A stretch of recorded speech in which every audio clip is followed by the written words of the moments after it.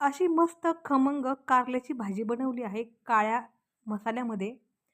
ही कारल्याची भाजी ना रानात बसून खायला खूप भारी लागते. बाजरीची भाकरी, ज्वारीची भाकरी किंवा भातासोबत कशासोबतही खा. पण सर्वात जास्त ही भाजी जी आहे ना ती बाजरीच्या भाकरीसोबत चुरून खायला खूप भारी वाटते. आणि जेव्हा तुम्ही शेतामध्ये किंवा रानामध्ये काम करत असाल ना, तेव्हा तर कांदा, टोमॅटो कांदा, लिंबू, चटणी ह्या सगळ्याच्यासोबत ना खूप भारी लागते ठेचा.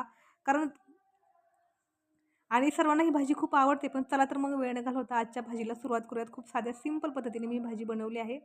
एक खोबऱ्याचा तुकडा छान भाजून घेतला आहे. कांदा छान भाजून घेतला आहे. कारलेच आहे ना ते कट करून घेतलं आहे आणि मिठाच्या पाण्यामध्ये ठेवलं आहे अर्ध्या तासासाठी. आता मसाल्यामध्ये मी फक्त कांदा, थोडंसं खोबरं, लसूण आणि आलं एवढंच घेतलं आणि याला मिक्सरमधून काढलं. जवळ-जवळ 15 ते 20 मिनिट म्हणजे सर्व पोळ्या वगैरे भाकरी होईपर्यंत मी ही कारल्याचे काप आहेत ना, असेच पाण्यामध्ये ठेवून दिले होते.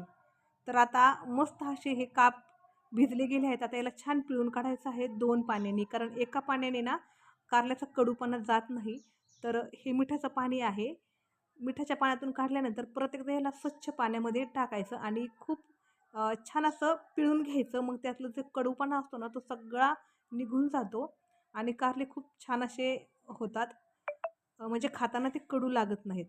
तर या प्रकारे कारलं आपल्याला छान धुवून स्वच्छ करून घ्यायचं आहे. 2 ते 3 वेळा पिळून घ्यायचं आहे. कारलं जर तुम्हाला कापताना थोडासा कडवट वास आला तर 3 पाण्याने पिळलं तरी चालतं. पण ही कारली एवढी जास्त काही मला कडू वाटली नाही म्हणून मी 2 पाण्याने पिळून घेतले. नंतर कढईमध्ये तेल गरम करायचं आहे आणि मस्त असं हे जे कारलं आहे ना ते परतून घ्यायचं आहे 3 ते 4 मिनिटासाठी. जेव्हा कारलं थोडंसं लालसर व्हायला लागेल ना, तेव्हा मग गॅसची जी फ्लेम आहे ना ती बंद करायची. मध्ये जर असं वाटलं, की कारलं शिजायला थोडासा वेळ लागतो किंवा कारलं परतलं गेलं नाही, तर मग मस्त यावर एक झाकण ठेवायचं 2 मिनिटासाठी आणि झाकण ठेवण्याच्या अगोदर पण यावर थोडंसं मीठ टाकायचं आणि मिठामध्ये हे कारलं जे आहे ना, ते छान असं मस्त परतून घ्यायचं. आता तेल छान खमंग असं सॉरी तेल जे आहे ते छान गरम झालेलं आहे. यामध्ये तयार केलेला जो मसाला आहे ना, तो टाकायचा आहे. थोडी हळद टाकायची आहे आणि त्यानंतर घरगुती जो काळा मसाला असतो ना, तो टाकायचा आहे आणि नंतर लाल मिरचीची जी पावडर आहे ना, ती टाकायची आहे. आता आपले सर्व मसाले टाकून झाले आहेत. गॅसची फ्लेम मीडियम ठेवलेली आहे आणि मीडियम फ्लेमवर आपल्याला याला छान मस्त असं हलवून घ्यायचं आहे. माझी ही कढई जी आहे ना, ती खूप वर्षाची आहे. जवळ-जवळ 22-23 वर्ष झाली असतील. मी ही कढई घेऊन आणि ही उलथणीसुद्धा घेऊन मी नेहमी याच्यात भाजी बनवते. काळी भाजी जर असेल ना, तर हमखास ती याच कढईमध्ये बनली जाते. अगदी माझं जेव्हा लग्न झालं होतं ना, तेव्हा नवीन-नवीन आपण जे घेतो ना, तर तेव्हा मी ही कढई आणि ही उलथणी घेतली होती. आता ह्या भाजीमध्ये मी थोडंसं गरम पाणी टाकलं आहे. आता तुम्हाला या कढईची ना पुढची स्टोरी सांगते.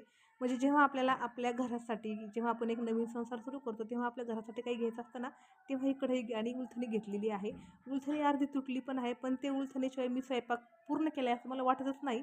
ती घरच्यांनी दोनदा बाहेर फेकून दिली होती, पण मी तिला घरात घेऊन आले होते. तर आता पुढची स्टेप सांगते भाजीची. भाजीला छान उकळी काढून घ्यायची. गरम पाणीचा पण यामध्ये ॲड करायचं आहे. वरून थोडंसं 2 ते 3 चमचे शेंगदाण्याचा कूट टाकायचा आहे. शेंगदाण्याचा कूट टाकल्यानंतर भाजीला मस्त एक उकळी काढायची आणि जेव्हा त्याला उकळी येईल ना, तेव्हा कारले टाकायचे आणि कारले टाकल्यानंतर परत गॅसची जी फ्लेम आहे ना, ती खूप लो करायची आणि लो फ्लेमवरती ही कारल्याची भाजी कमीत कमी 10 मिनिट तरी अशीच शिजू द्यायची. घाबरू नका, असं वाटू देऊ नका, की कारल्याची भाजी कडू होईल की काय? कारण त्यातला आपण पूर्ण कडूपणा जो आहे ना, तो काढून टाकलेला आहे. त्यामुळे अजिबात भाजी कडू होत नाही. खूप छान, खूप टेस्टी अशी होते. सर्व मसाले मस्त होऊ द्यायचे. एकमेकांमध्ये छान मिक्स होऊ द्यायचे, छान शिजू द्यायचे. भाजीला आता घट्टपणा यायला लागला आहे. 5 मिनिटं भाजी सेट करायला छान ठेवायची.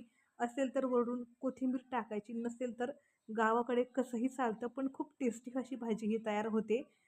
मस्त बाजरीच्या भाकरीसोबत कशासोबतही तुम्ही खाऊ शकता.